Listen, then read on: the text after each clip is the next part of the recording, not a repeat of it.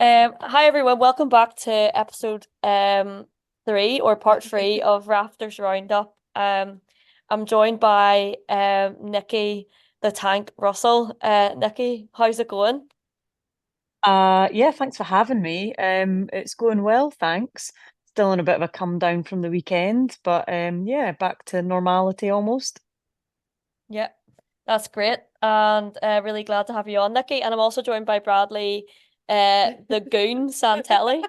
Ooh, I'm the goon squad over here, hosting the podcast today. There's no video, but Bradley is currently at my house watching the semi-final with me, so that's why she's also joining us tonight. And because they're also in my house, I also live with people, and my friend Rachel is joining. Hi, Rachel. No difficult questions, Rachel. Rachel's my flat mum, and she's been looking after me all year, so big shout out to Rachel. Thanks, Rachel. We're teaching her hockey as well. Yeah, So Queen's biggest fan. Steel Queen's biggest fan over here. Um, so we'll just get right into it. Nikki, how was the weekend for you? Have you recovered? And how are you feeling after it's all kind of over and the dust are settling a bit better? Yeah, I mean, it was amazing. I'm not entirely sure I've recovered. I've still got a Same. puck size Jessie slap shot to my thigh, so that's going to be there for a wee while. Happens to the best. Um, yeah, yeah. But yeah, it was just utterly amazing. I probably, when I joined the team at the start of the season, I didn't really expect to, well, one kind of be playing, and never mind sort of get to the playoff weekend and then get promoted. So yeah, it's been an amazing journey just over the last sort of, well, almost a year really. Yeah, and talk a bit more about your hockey journey kind of from the beginning and how it all started and maybe how you know a few faces on the Steel Queens staff department. Yeah, well, so I'll out my age here, thanks. But yeah, I played junior hockey with Rambo and Isla taught me how to skate really and how to play hockey. So like I was like a fresh-faced 12-year-old and rocked up at Perth Ice Rink because I'd had a trip to Canada and thought I really want to try this. So joined the Perth Panthers, which was like back in the 90s. Oh, what a name. And yeah, yeah, right. I remember distinctly doing skating drills to like Meatloaf on a Sunday where Isla would shout at us about how, to get our edges and stuff. So yeah, so it was great. And then I played with Perth for a couple of years and then I moved to Murrayfield and I played with Edinburgh Juniors for a few years. So that was great. And then ultimately I kind of got to an age where I didn't really have much option. So I was really lucky to trial with GB and do a number of those trials when I was probably about 15, 16. Um, and then when I got to the age of 17, just women's hockey really wasn't a thing in Scotland. So I gave it up and probably spent the next 20, maybe 5 years regretting kind of not playing. Maybe not as long as that. And in about 2017, 2018, thought I'm just going to try and get my skates back on. So delighted to have pulled my junior kit down from the loft and it all still fitted, believe it or not. And rocked up at Dundee, including my helmet, rocked up at Dundee to do the hockey for all. Um, and did that for a wee while. Kind of got hit by COVID, which obviously put a dampener on things.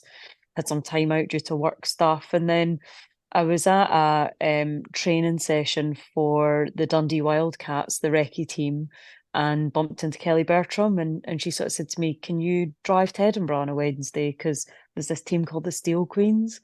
And I thought, oh well, kind of give it a try. So dropped a message and got Rambo and kind of the rest is history, I guess, as they say. So 12 months almost down the line, and I couldn't have imagined it to really have turned out like this. So as much as, I try not live in regret and, wish I'd kind of done more over those years, actually everything I've done's brought me to this point and I really couldn't be prouder to be a Steel Queen and to have met like so many amazing people. Just such a massive family.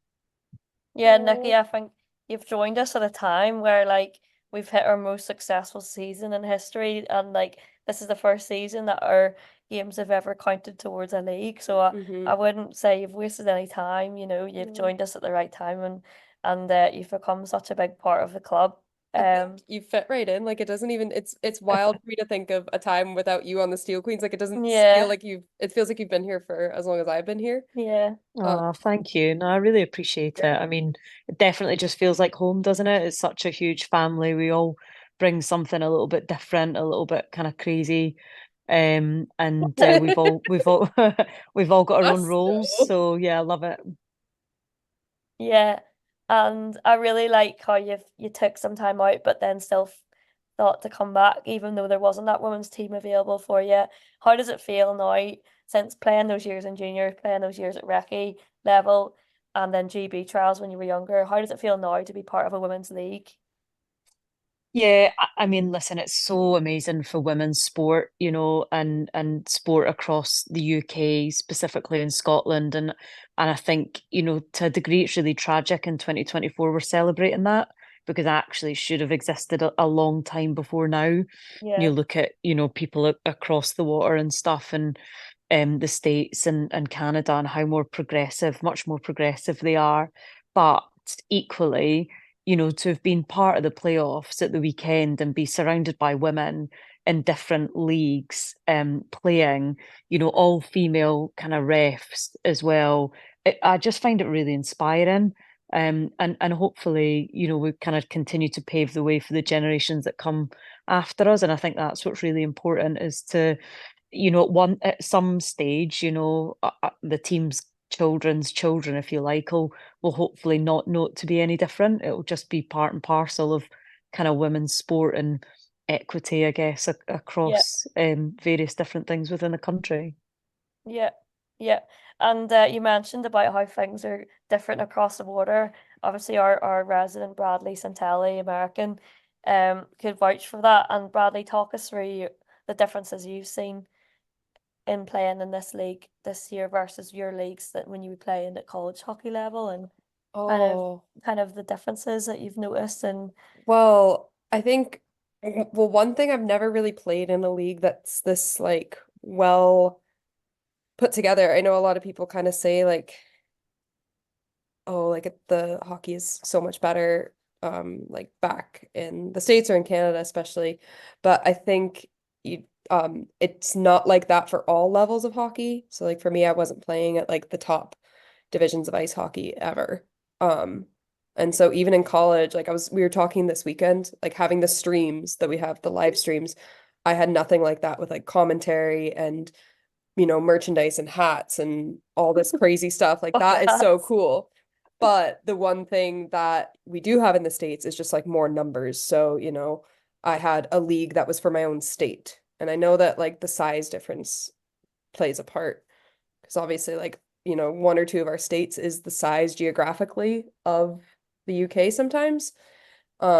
So we just have like more people that are playing hockey, yeah, but I will say like it's so well ran and put together. It feels like a legit semi-professional league to play in, which I've never gotten to experience before. And it's really cool and I'm really grateful for all the work that goes in like behind the scenes to put this league together. But, you know, I just find, the people that are playing hockey over here are doing it because they really, really care about the sport. You're not just getting people that are getting thrown into it because, I don't know, because their mom or dad did because it. their mom yeah, Mm. exactly. So you get people that actually care and really love the sport. And I think that's why you get it being so well supported, even if it is like smaller. Yeah. And Nicky, I'll just bring us back to the playoff weekend because we were bringing you on for the debrief itself. Um, talk us through. Let's talk about Saturday, our semi-final versus Cambridge. Talk us through what was going through your mind, and how you felt the energy from everyone else, and how you approached the day. Yeah, so like I was super nervous, really come Saturday. One of the benefits of driving down on Friday was that we were there, and it just kind of took a bit of that concern out, if you like. We had a fair wait about on Saturday, which was a bit of a challenge as well. And I think all of Yeah. us just kind of wanted to get going, and we were excited. The energy in the changing room was just amazing. The kind of lead up to Katie's push for playoffs has been brilliant. The sort of stuff that you and Brad did around kind of mindfulness and visualization's been great. And I think by the time it got to getting on the ice, I was just like pumped and kind of ready to go. But even thinking back, and like I've watched both the games actually and sort of reflected on them a wee bit, and I was definitely nervous. You just want to get that first shift done. And then of course throughout those games, just don't want to make a mistake. And you want to clearly as a forward, you want to try and score or set somebody else up to score. But I mean, I just tried to enjoy it as well, I guess. Which I felt really kind of passionate about. Just sort of being the first opportunity I'd had to play in something like that. But yeah, just try and put those nerves to good use, really. But it felt like a long day on Saturday. I just Mm. wanted to get going. Yeah, no, we got to the rink at about 11 and then our game Hmm. wasn't until Mm. 6. So all of us were kind of sat around, not really too sure. Bradley ran a yoga session kind of at the midway point of the day and then Yeah, again on Sunday, which I thought was really useful. So yeah, and yeah. then what about Sunday for you then? How did that so in the game we had that semi-final, we won in overtime, which is amazing.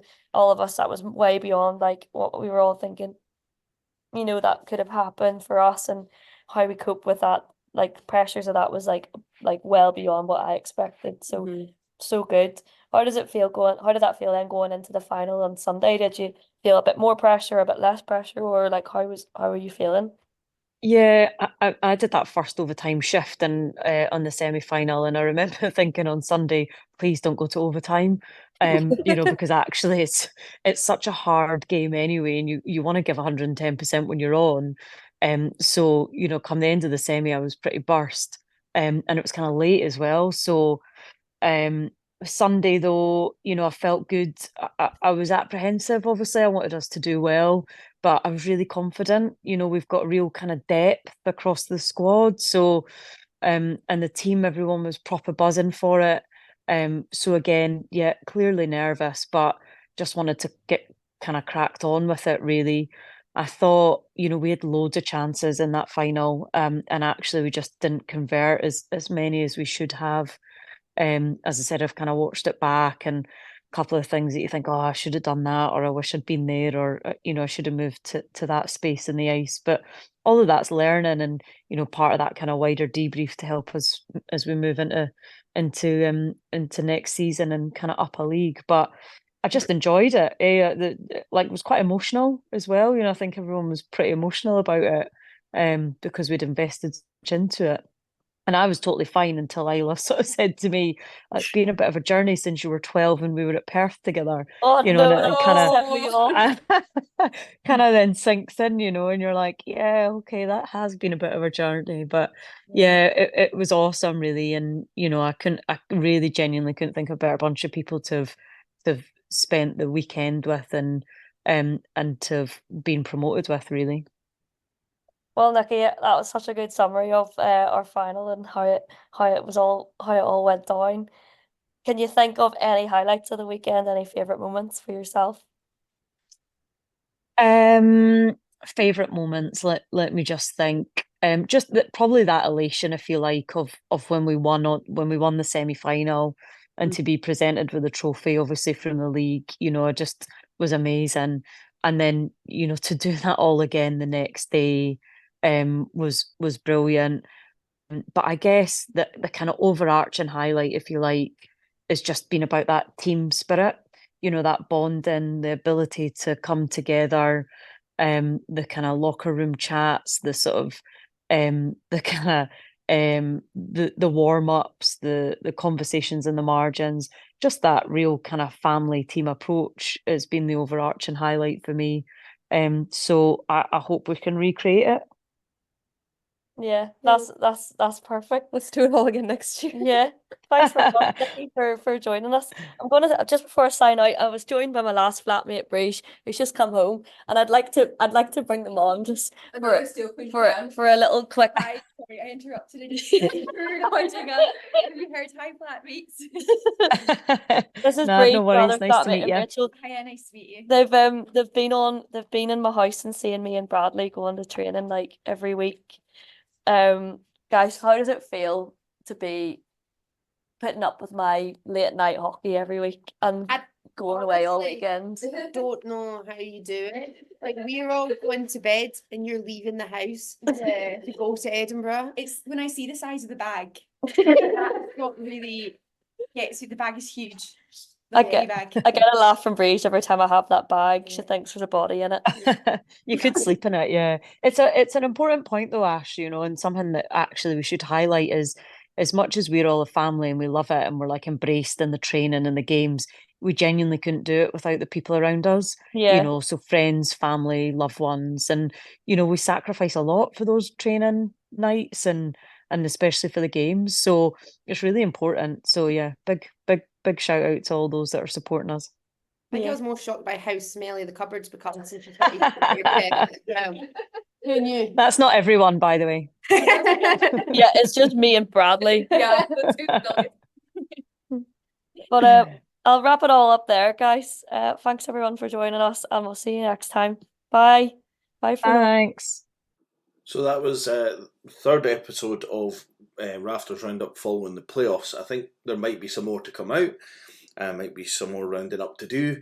But we hope you've enjoyed these so far. And if you want to be on the podcast, if you've got a sport of your own or you want to talk about a certain issue in sport, then just get in touch with All Blaze No Glory. We cover anything, especially obscure sports. So let us know.